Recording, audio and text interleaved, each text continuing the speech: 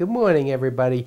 This morning I'm going to talk about chargeable services. As many of you already know, uh, this is coming to a vote in April at the trustee meeting.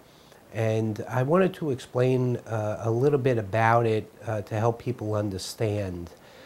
First of all, when the 2012 budget was put together, it was decided at that time that we would no longer do services inside the unit.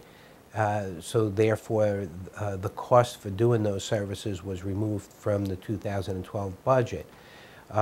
What we actually used a number of around $145,000, which was just really an estimate, but it's a conservative estimate at that.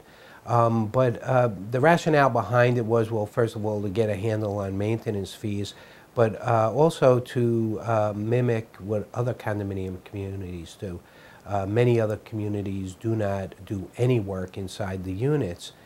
Here in the village, part of the reason for the maintenance fees to be high, as we've talked about before, is the lack of reserves and primarily not putting money aside in the early days for capital improvements. So we have to pay for them as we go now. But also, we provide a lot more services than most other communities. And I guess the time has come when we need to critically look at that, and if we're going to be competitive with other communities, we need to provide the same services as those other communities.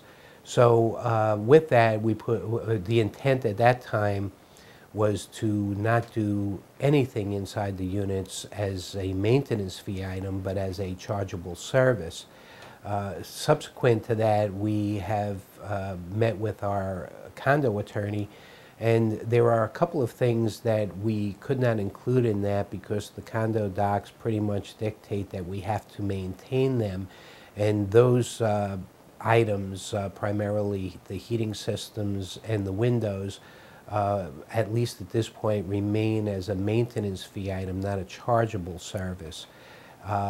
If that ever changes in the future, basically what's going to happen is the condo docs, all 24 condo docs, have to be rewritten so that we have the ability to take those out as a regular maintenance fee item. Let me talk a little bit about the fees for these chargeable services. The basic rate, as discussions will go on, you'll see how much we're charging for each of these services. That rate that was built into it was basically compiled for not only labor and material, but all of the other associated costs. For example, every time a vehicle has to be taken out to go to a unit, that costs money, especially with the rising gas costs. So that's factored into it. One important thing to remember is it does not include any kind of profit. It's basically, we took the cost of doing business in the maintenance fee and built it into the chargeable service rates. So with that in mind, there's no, basically what it comes down to is these chargeable services will cover the costs for those services.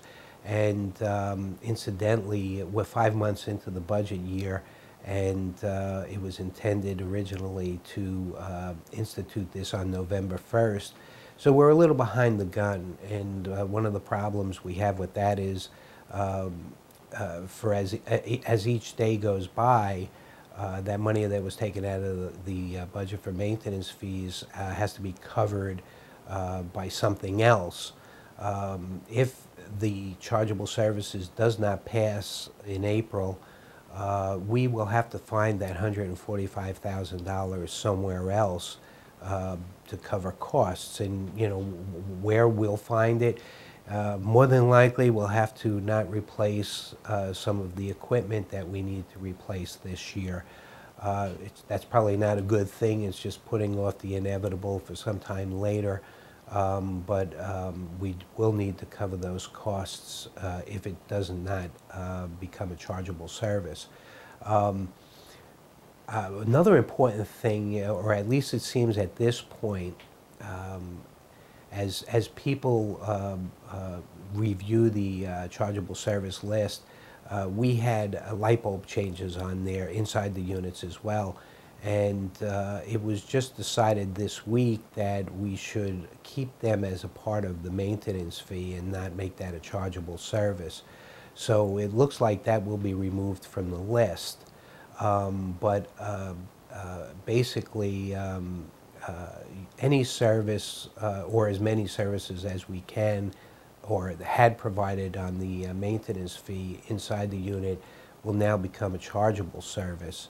And once it's instituted, it'll become a way of life in the village and will probably be more in line with what other condominiums do. I'm sure there's going to be many more questions as this gets ready to go for a vote. And maybe some things will change between now and the time the vote occurs. But it is coming to, or at least it's, we're getting ready to make this decision that will change the face of the village.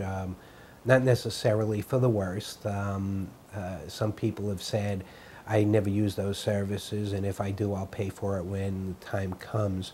So I'm sure there'll be quite a lot of debating about it, but I just wanted to take the opportunity to try and explain, the history behind it and how we got there. And now we'll see what happens in April. Thank you.